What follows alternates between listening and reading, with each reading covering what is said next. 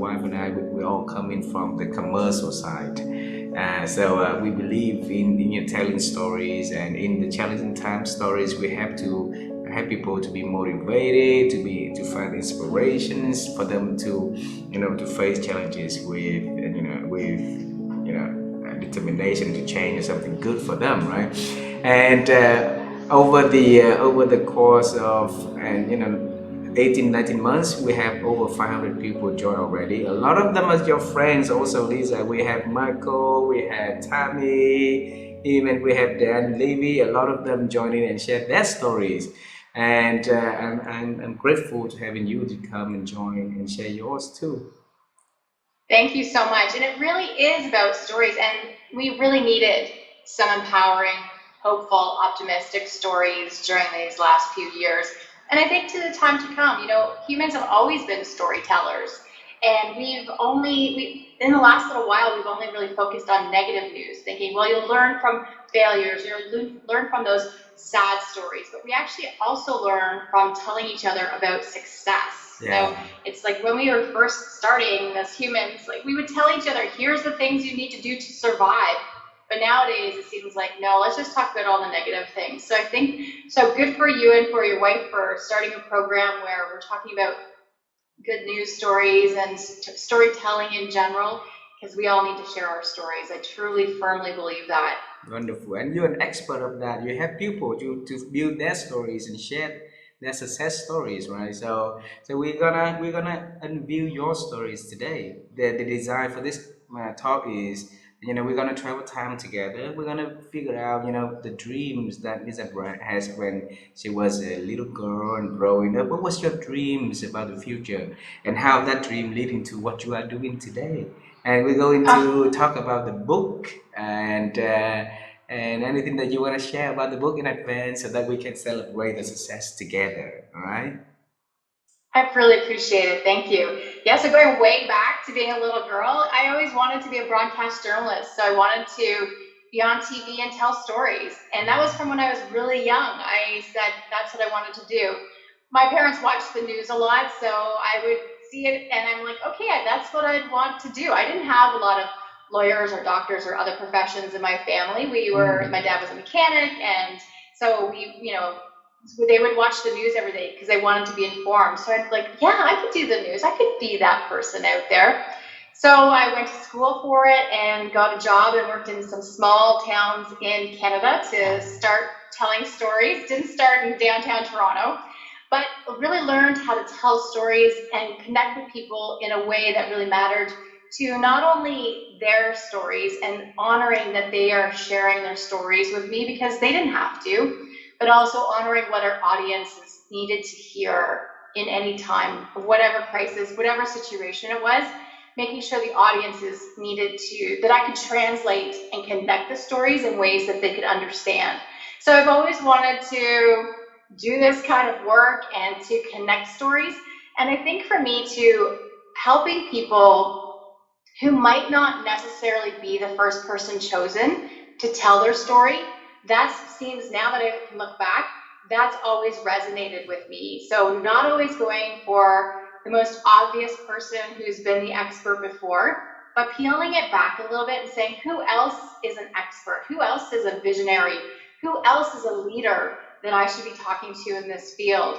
And so doing that, it's been, I think it's my life calling. It really is. It's what I was meant to do, even from a young age, is collecting stories of people, of different people, because I think there's always a different angle that we can provide that might really resonate with somebody else. So I started as a journalist, worked for a long time in that field, and then realized I wanted to try something different.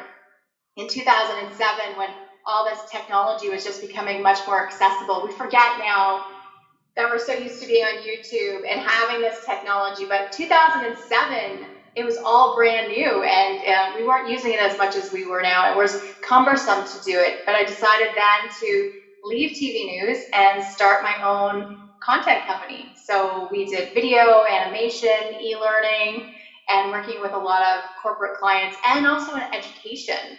So going out to talk to teachers about how they teach their students, how they reach those really hard to connect students because, some minds work differently, and what works for one student doesn't work for another student. Mhm. So finding out from them how they help their students through differentiated instruction. So what can you do to help teachers model being an excellent teacher to other teachers to overcome and help their students who have different learning disabilities or challenges? So that was a really important time in my life to develop this business and to make it grow, and it was very successful. Challenging to be early out of the gate, but very successful.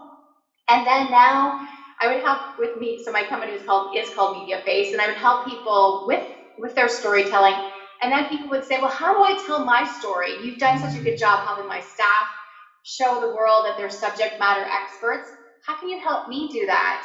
And so that's when I started realizing that there was room for me to do consulting, advisory, professional mentoring, and help them along on their professional journey.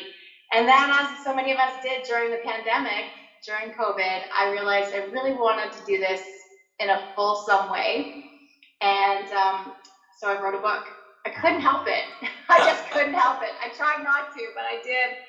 So my book comes out in May, and it's called Bragging Rights: How to Talk About Your Work Using Purposeful Self-Promotion. So that's where we are today. So yeah, it's been a journey, but always from a little girl wanted to help people tell their stories and look for those hidden gems. Wow, wow.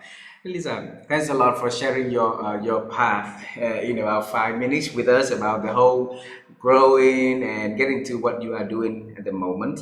And first, I want to congratulate you for all the success.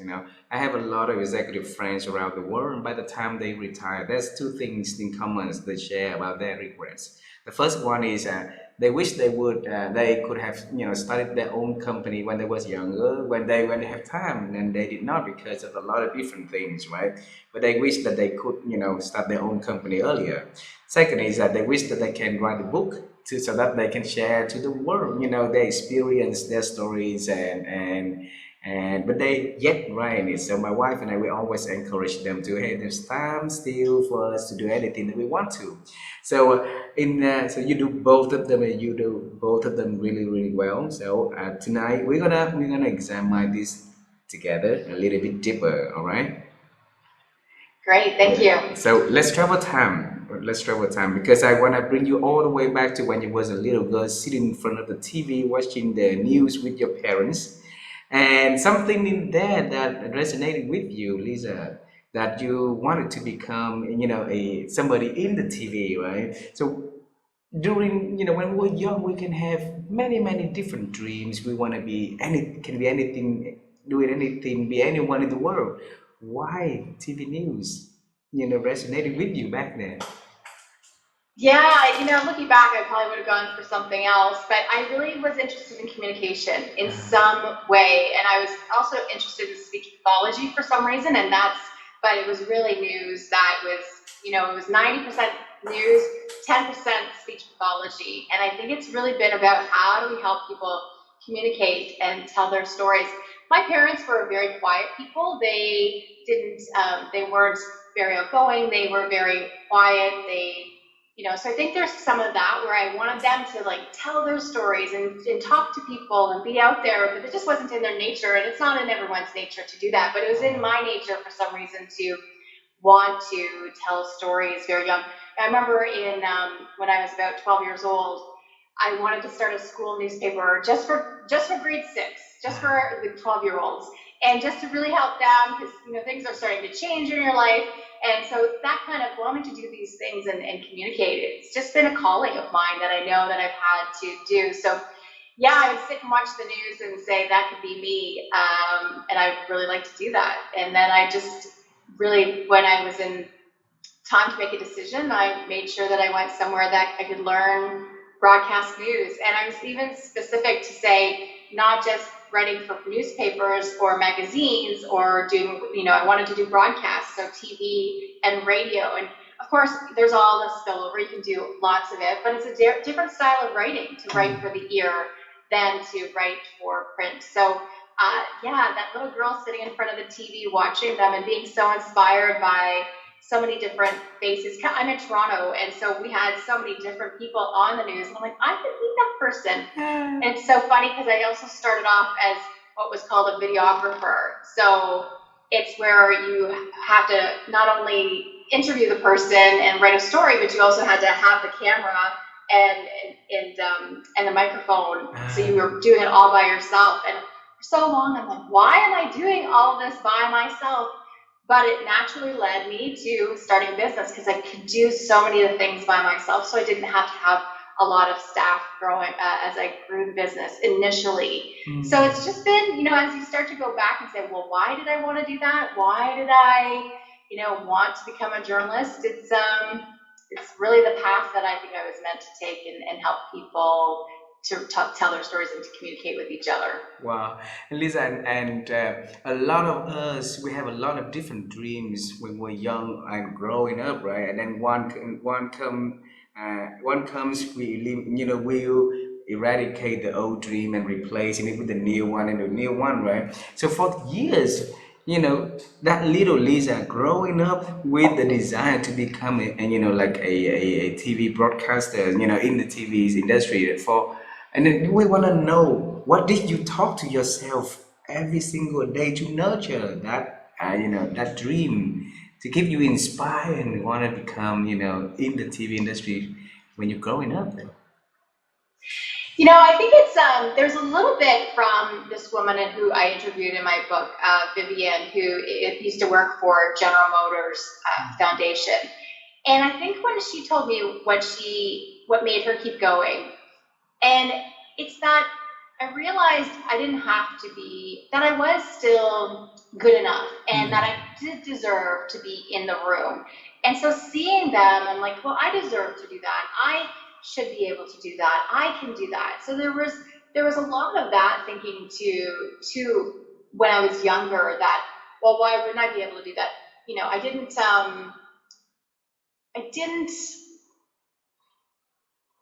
I didn't also know when I didn't know. So I think that was a little bit of a good thing, is I didn't know. And I didn't know how the system worked, and I didn't know. So being a little bit naive and not having family in the business, I think was, in a way, good. And a lot of people, there's a lot of nepotism where people open doors that way. I didn't have that opportunity. But in a way, I think it was good that, it just kept me going. I did have a family member, an aunt who I loved, a great aunt who I loved dearly, say, well, why would she want to do that? And I think that might be the fuel that really, if you scratch back, well, why? And it was said, my dad repeated it to me, well, why would she want to do that? And it wasn't said in a positive way. And that's where it's like, I think there was a little bit of that, that little bit of fuel that said, well, of course I'm going to do that. Like, why wouldn't I do that? And that's what gets you going sometimes. Sometimes people are cheering you on, and sometimes it's just like, no, why would you want to do that job? But I just truly did. And I think that was a little bit of the rocket fuel to make me go further, or maybe a little bit of the kindling to make me go and do that job. So, and then you've been in that job for years, and then you decided to leave the industry and go on your own, your own way, and that is a very, very, bold decision that you made, because a lot of, like I said earlier, a lot of my friends who are executive around the world, right, they didn't go, they wanted to be running their own company along the way, but they couldn't leave the business of the works they do, the comfortability of all the things that they've been having at work, right? And you decided to leave everything behind and start your own company in 2007. Tell us, what did you talk to yourself back then to leave the industry and go solo? My family were like, why are you leaving? Why would you leave? And nobody could believe it. And especially for an industry that nobody understood yet. We didn't understand content. Nobody knew how to put a video on a website. And when I started, it was so many layers to actually put a video up on a website. It wasn't one click. It was lots of clicks and lots of rendering. So people didn't understand it. But I think I had a taste of the golden handcuffs, what I call the golden handcuffs, where you are kept by this, an experience that's comfortable, you're paid well. I think I had that young. I worked at the Toronto Transit Commission, so the metro, the subway for Toronto, as a young person when I was 16 as a summer job, and I worked there for a few years. And it was a good paying job. I was able to help me pay for school and to put a little bit of money away for the next year for school. So having that opportunity, and that's ultimately where my dad wanted me to work, because he had worked there. And so he wanted me to stay where it was safe and be a receptionist. And that's what he knew. And a reception office workers to him were, was that next step up. So he really wanted me to stay and get a good pension and get, have a good wage and work there. Because it's obviously the metro, the transit's going to stay around. It's not going to hold anytime soon. So I decided, though, when I was in 2007, 2006, I decided, you know what? I'm okay with not having those golden handcuffs, not making a lot of money. So obviously I had a journalism career. Broadcast journalists don't really make money, a lot of money, unless you're in a different level. But I realized that if I didn't do it, I would regret it. And that's where I said, you know what, I can always go back. I know I can go back if I wanted to, but why don't I give this a real go and see what happens? And so I just said, that's it. My contract was ending, and I didn't even want to talk about renewing anything or going back or trying a different station. I talked to a different station at one point, and I said, you know what?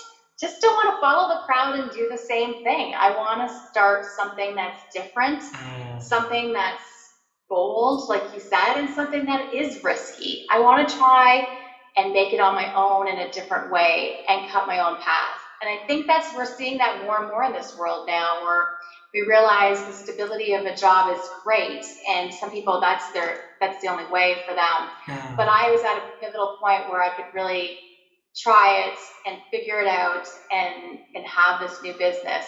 And it was right before I had my daughter. So, so it was an interesting time to start a brand new business and then have a brand new baby. So it was two new babies at once that I was navigating. But it was interesting because I didn't know what I didn't know again, but I figured it out and made it grow. And I think that's the thing, you have to take that leap of faith on yourself sometimes.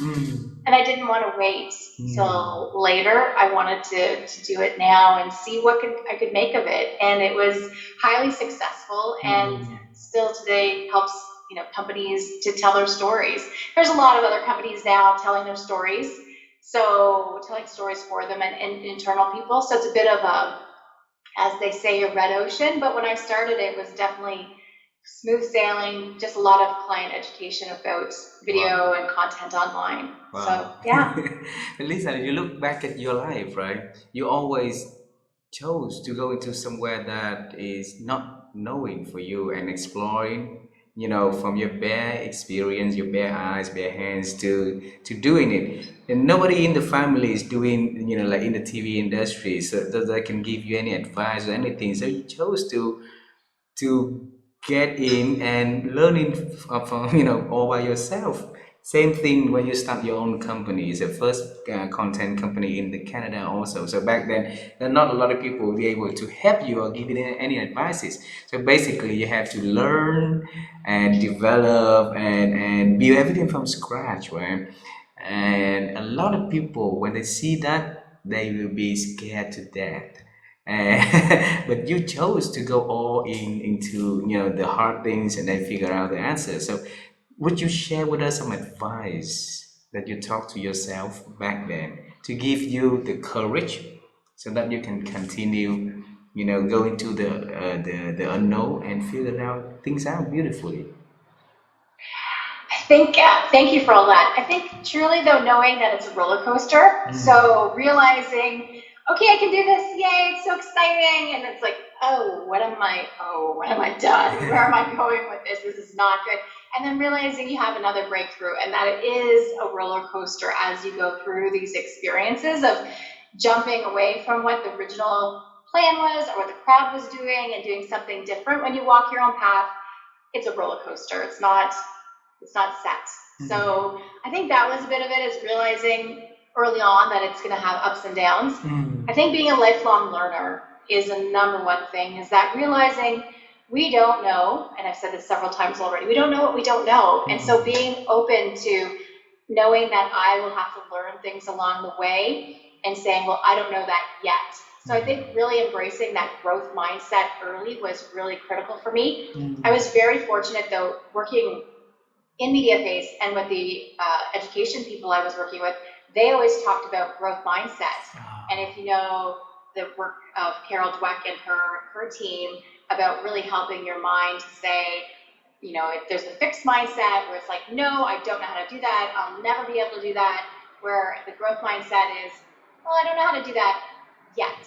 And so having that growth mindset to say, I don't know how to do that yet, but I can figure it out and I can put the pieces together. I think that's the critical piece, is saying yet. Yet. You know, that I think if I could give anyone advice, it would be to accept the word yet and allow yourself to take those steps. Allow yourself to fail and not do a good job. It will happen. But then also celebrate your successes. So because we so quickly forget our successes in life, and we tally up, our brains like to tally up all those things that have gone wrong, but we need to also keep that tally of all the good things that went right to move you forward into whatever it is that you're doing today. So those would be the things I'd say, is embracing the word yet and remembering the good times and knowing that it is a roller coaster. Why are we easily talk about things that the mistakes that we make, the things that we fail doing that, but not the things that we're successfully doing? What's so hard for us to talk about our success, though? Yeah, well, I have this in the book, and I think it's a lot of that we are programmed for generations now to talk about, to not even talk about ourselves. We are told to be hidden gems, and a lot of it, at least for where I'm from, it's that we are part of the factory system. You know, you're very fortunate to get a job in a factory a long time ago, and then, you know, you didn't want to stick your neck out because you didn't want to get fired, you didn't want anyone to really notice you, you just wanted to be a cog in the machine. And so we didn't tell our stories of success, we just kept them, you know, inside. It's that whole idea of be extremely humble and don't let people know, you know, that, and that's a problem. Because other people are telling each other about their success because they're so closely networked, so they would see it. And I think a long time ago, we would all have our grandmothers close by who would always talk about our success and tell everyone about it. And also a long time ago, we didn't need to say so much about ourselves because everyone around us could see in our small communities. They could see that Ha is really good at this, Lisa's really good at this, or Lisa's not good at that, don't give her that job. And so we were automatically pushed along into areas that we would be good at and supporting our small communities. And then we became, you know, we joined larger communities where there would be one ruler, one person who was in charge, and you didn't want to stand out too much, and so on and so on, that the factory era. And now we're living this time, though, of vast change, where you do need to stand out and fit in at the same time. So how do we talk about ourselves in this era where, you know, we're not just working with each other in the next cubicle, we're working with each other in Canada and, you know, in Vietnam, all over the world, which is beautiful. But how do we then stand out and fit in? Because it's not about me. It's about how do we talk about our strengths and successes to help each other, and also let other people know how they can work with us and partner us, because I think that's really critical to all of us. So it's ingrained as little kids too, to don't talk about yourself, don't be too boastful. You know, I think little kids do it naturally, but we then shame them out of it, which is interesting to see as we get older. And then when we go to work at school too, at least in the Canadian system, you wanted to be a good student and get that grade. But out in the real world, nobody's grading you in the same way. So it's a different kind of metrics that so many of us wanted to be good girls, put our head down, do good work. That was the formula for school. But then it changes when you're out in the world of work, where it's like, no, you have to actually advocate for yourself and talk about yourself. And it's so foreign to so many of us to say, well, me, I'll put my hand up, I'm going to take the credit. We're also taught in so many business um, information books, like not to talk about ourselves too much, because there's no I in team, all that kind of language, when there really is somebody along the line is taking credit. So my challenge is, why isn't it you? You have to do it in the right way, but why isn't it you taking the credit? Instead of letting somebody else take it, we all need to share credit, and that's the critical thing, is the sharing of credit. Beautiful, beautiful. And I think that you have the desire to write that book for a very long time. So you need to share with us what motivates you to start writing it in 2020, right? Tell us that story. Yeah, yeah. You know what? It was I started doing courses online for people in the pandemic, and then doing workshops with them and doing advisory consulting. So I had already been doing a little bit of this already with my clients that I was working for on bigger scope projects, but realized there was such a need, and I was building up this body of my thinking, because I had been talking about it and doing things with it, but I hadn't really sat down to say, well, what do I really mean? And what do I really think is going to help people? What have I seen from all the people that I've helped really works? And so, does this model work? Does this thing really work? And how does it unfold? And then to see some of my clients do really well, and to get their dreams and things to happen. And some of the clients, things were small. They just wanted to be featured and noticed within their office. And some people, it was bigger dreams, that they wanted to be seen and heard on a global scale. And so seeing them do these tactics, these strategies to help them to move ahead was brilliant. It lit me up inside to see their successes. And so I realized there is a book to all of this that I needed to do, and I couldn't stop it. So people were like, why would you want to write another book? Like, there's so many books in the world. Why would you want another? And I just couldn't stop. So got a great publisher and moved forward with it. I also tested the idea briefly I got to go to TED Women at the end when we had a lull in the pandemic, and it was open for us to travel, because Canada had very tight travel rules at that point. So there was a window, and I got to go to TED Women, which was a dream of mine since it started in 2011. So I was able to go, and I tested the idea there. They gave me a chance to do a 1-minute speech. And so I talked about bragging rights and how all of us need to be able to share our success stories and support each other. Because TED is all about, let's tell these ideas, and how do ideas spread. I really want to make sure that when we spread these ideas, we are also supporting each other and having more voices come to the table. So I just couldn't help. The story is, I couldn't help but write the book. It was just like one of those things. And again, roller coaster. Why am I writing this book? What am I doing? And it's, missing some of the summer, typing away, throwing out drafts, handing it over to my editor, and having things cut. So it ended up, at one point it was 80,000 words. It is not 80,000 words, it's 50,000 words. And there's definitely another book inside me, but that's a book for another day. Right now I have to put this new one out into the world and let people learn from it, and hopefully share the ideas in it and help the world. That's really, I know it's grandiose to say, but I really want this book to help people so that their stories will help other people, and so on and so on. Beautiful. And before we get deeper into the book, I want to ask this question. It's about the calling that you respond to. It seems to me that you realize the calling inside of you, really, really early. When you were young, you realize the calling, want to become a journalist or a reporter, a broadcaster. And then you follow that dream, right? Then you had another calling to start your own company and start, and then doing that, then you responded to it. Writing the book is also something, it's a calling for you. And then you're responding to it very nicely. So a lot of us living out life with the callings awaiting for us to respond, and then we don't even realize it, or we deny the existence of that calling. So our show is designed to help people, if we can share some insights that Lisa was able to figure out, and realize that kind of calling, and find a way to respond to it. So was there any good advice you'll be able to share with us, so that our audience will reflect on what is awaiting for them in their journey, though? Yeah, I think it's really, you do have to listen to yourself. And, I know our families are extremely important, but sometimes they don't know. They don't know what they don't know. And sometimes we have to risk that. People don't understand in this era that we're living in. We're not farmers anymore necessarily. Very few of us are farmers in the world as much as we were before.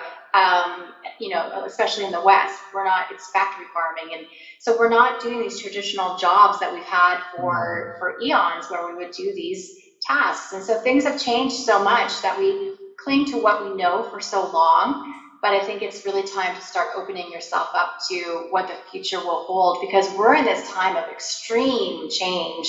We went through, it took us so long to get through the first and second, third industrial revolutions. Some people are still in the third, but a lot of us are in the fourth and sliding into the fifth. And so we're in this time of very fast change, Moore's Law. It's all happening really quickly. So we have to be open to the fact that what was is not what's going to be. And so allowing that change time for yourself to open up to having something that's different. I think one thing, though, that I've done with my clients and that I really realized is having that regret. Regret's a big thing. So how do you write about your legacy? So I do it in the book. I say, imagine if you lived to the ripe old age of 130. And I know it's ridiculous for some of us right now, but eventually people will live to that. But if you had all that extra time, what would you do? What would your legacy be when you're sitting under a beautiful tree that you planted, when you were 50 years old or 30 years old, and you're under that beautiful tree with your family, maybe your nieces and nephews or your own children, whatever it is, and you're sitting there and you're telling them about your life. What do you want that story to be? And then if you imagine it, saying, I really want my story so that I did this and I did that. And then that allows you to start to wonder and imagine.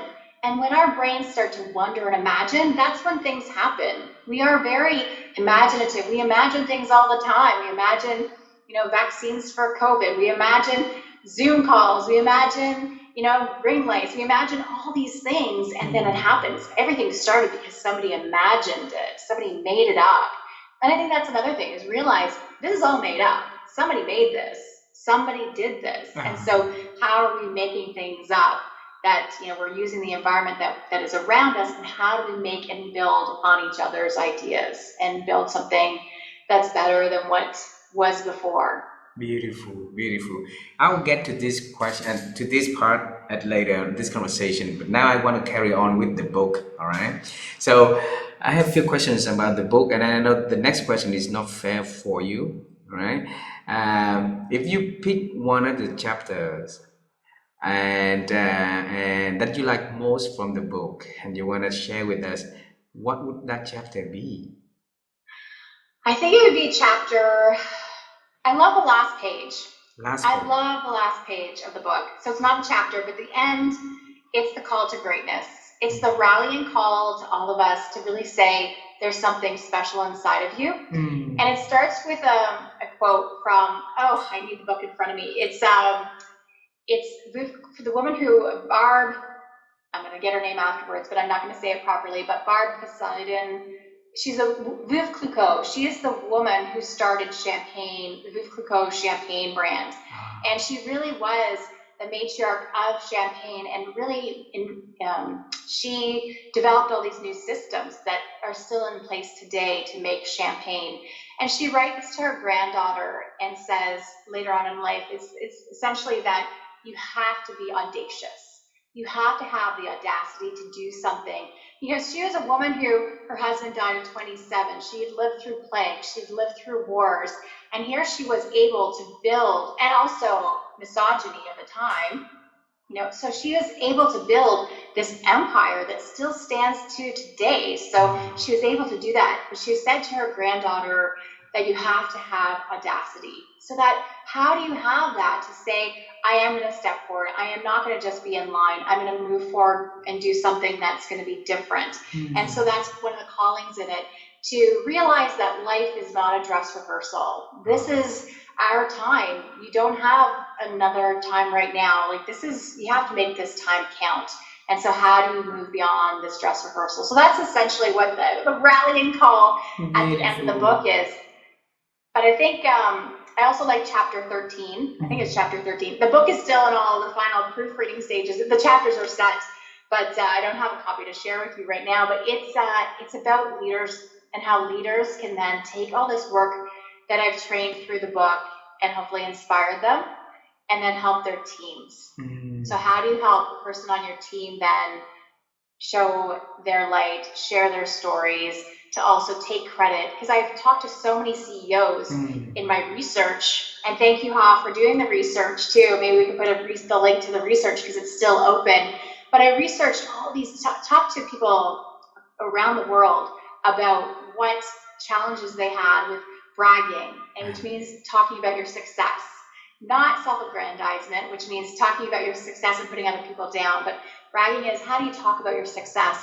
And then self-promotion is really how do you talk about yourself so that people can know how you're here to serve? Because that's really what I really want people to know is how are you here to serve? Because when we put it in that context, it's not that maybe narcissistic attitude that people shy away from when they think of the word brag. It's really how do I think about all the successes I've had and share those stories with other people. So chapter 13 is where leaders can then set it up, because that's what leaders were telling me, that they really wanted to help people on their team to shine. Because so many people, they attach their everything to their leader and hope their leader brings them along. But at the end of the day, leaders leave. Yeah. Leaders go off and do other things. Leaders win lotteries and don't come back. So, when that happens, are you responsible for your own career, and are you advocating for yourself? Beautiful. So chapter 13.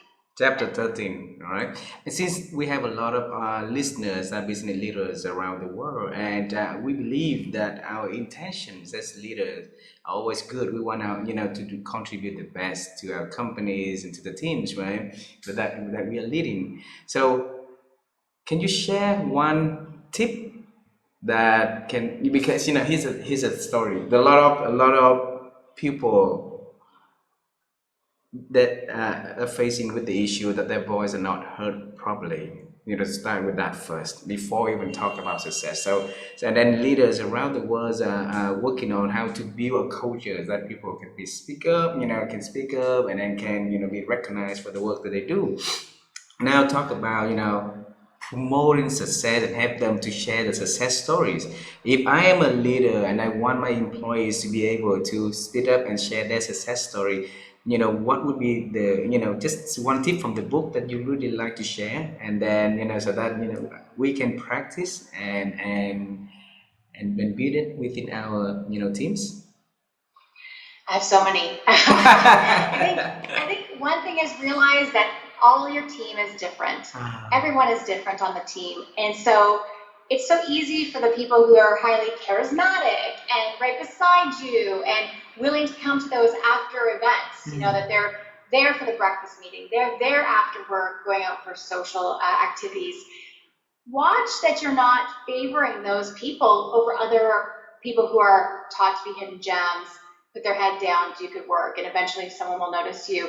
Look around, scan the horizon, and see, are you as a leader really favoring those people who are, currying your favor? They're right beside you, or they're highly charismatic. Look at the people who are maybe more ambiverts. So they're both, they might be outgoing, but they also need their quiet time. And then also look for your introverts. Who is somebody that, really does keep to themselves, but is doing great work. And so realize how you treat your staff and also how you reflect as a leader. If you're always talking about your success, they might be too. But if you never talk about your success, you're not modeling it for them. So talking about success is critical. And looking over and saying, am I favoring people who are highly charismatic? Because then you also have the people who aren't being seen and heard. You have to realize that being, not being seen and heard, it's corrosive. Invisibility is corrosive in the workplace. And so you need to make sure you're giving the kudos and giving the attention to all of the people, no matter what style, personality that they have. And don't expect people to be all of a sudden raging extroverts and telling everyone their successes, because it's just not going to happen for some people. So you have to, the number one thing for all of us, we already know this, but you have to meet your people where they are and not expect them to follow you exactly in the style that you are and that that you expect people to be. Because so many of us leaders have been trained to be able to present and to go out there and to talk about anything. But a lot of our staff, they haven't had that coaching yet to say, here's where I need to go and here's my success, and advocate for themselves. They still were trained to wait for somebody to give them that gold star, that A plus, that 100%. They're waiting for that. And so help nurture them along to tell people and start talking about their own success and advocating for themselves. So hopefully that was a bunch of tips in there. I don't know if there's anything you want to unpack. So it looks like that the book is written for a very large size of audience. So who's the audience that you're looking forward to to promote the books for? So it really is, and I talk about audience, and thinking about your primary, secondary, and tertiary audiences. And so I kept saying to myself, Lisa, you're not following your advice, you're making this too wide. But it really is, the people who responded to the research were middle management and CEOs. And so many people who are younger, because we are taught to be part of the system, just to be with each other. It's really important when you're younger to fit in. And then as you grow in your career, you realize you do have to stand out. So that's who I had a lot of people respond to me as managers and CEOs saying, I've been overlooked. This happened to me. I don't want it to happen to the next generation.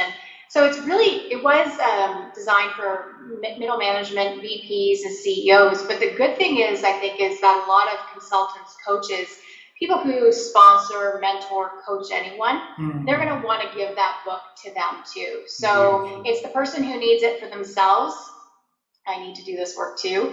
And then I realized, I also need to give this book to somebody else, because they desperately need to start advocating for themselves and moving themselves forward in a way that's not, as we say, icky. Because when we do self-promotion, it does feel somewhat icky. So how do you do it in a way that's purposeful and not all about social media? It's really about how do you talk about yourself in the way that feels most comfortable with you to move the dial for yourself and for the people around you. Beautiful. So it's a wide range of people. It does have a lot for women, because women, I think, in my research and my understanding, we've had less of an opportunity to experience talking about ourselves. We've often, not all of us, but so many of us are taught to be very nurturing. We're taught very young to be nice. We're taught to let somebody take the mic. We're taught these things, and it's not necessarily done on purpose. It's just, women are trained very young to be very collective, which is very good. The book is not individualistic all the time, but it's how do we stand out and fit in. And women are often taught to fit in and don't make a ruckus. And I was talking to a woman who is originally from China. She's in Ottawa, Canada now, and she was taught to never ruffle feathers and to really work hard all the time. And then that working hard then leads to burnout. So we're talking about the wide range of stages, but I'd love it if people who are middle management and up took the book and then also gave it to anyone else they thought it was going to help. So Lisa, thanks a lot for writing this book, because the work has changed a lot, and work has been a very important part of our living, right? And we've been so serious at work over the years until the pandemic hits, and we just realized there's a lot of other things that we've been missing as employees, as individuals, as leaders, as managers, and celebrating success seems to be so fancy back then. Now it needs to be incorporated back onto the way that we're doing business, so that the person next to us will enjoy and celebrate the good things together, right?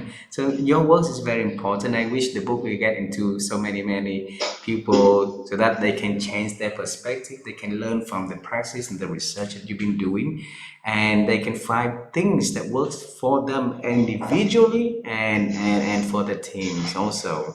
It's a very I will be one of the person that purchased the book and share it with my teams, all right?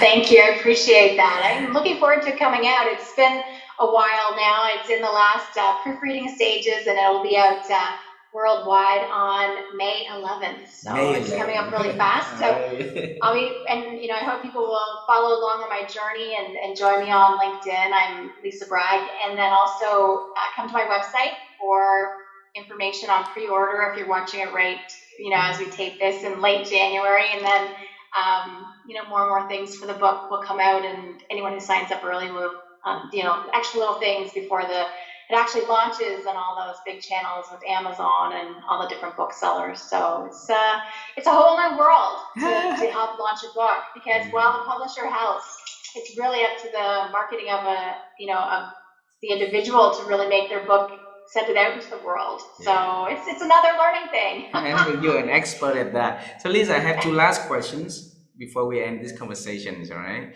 So we know having the book is it is very exciting. The journey next is gonna be new, and you're always ready for new things, right? So you're equipped for that already.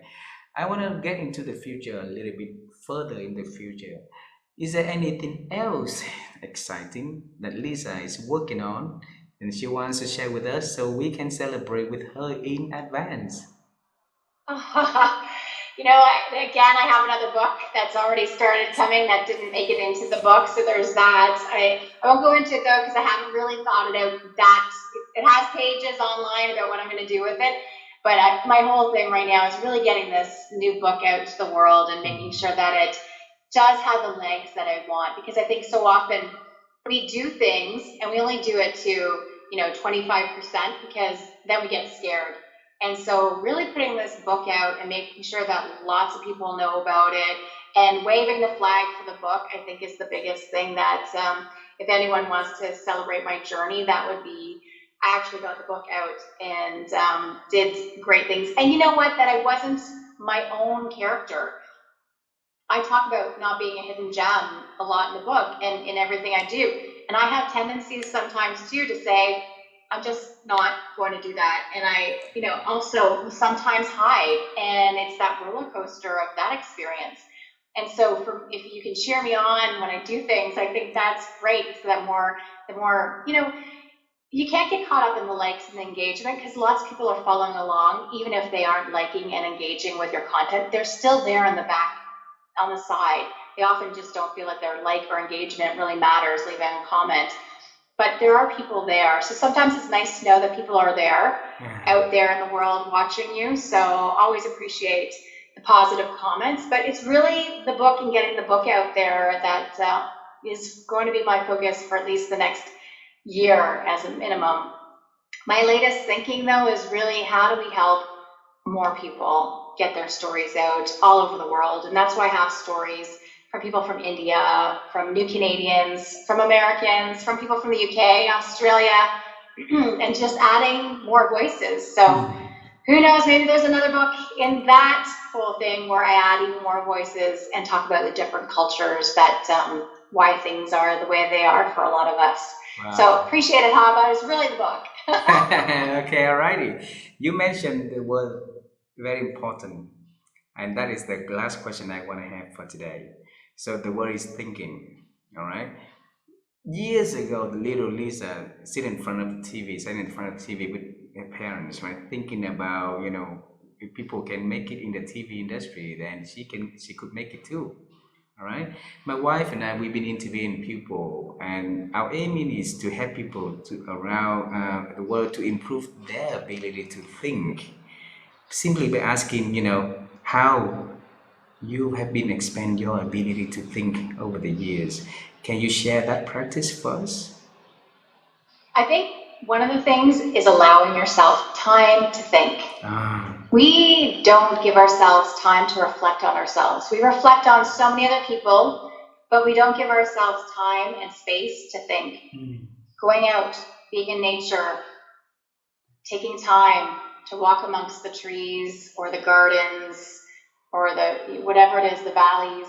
Taking time to just be by yourself is a rarity nowadays. So it's giving yourself that gift of time to think about yourself.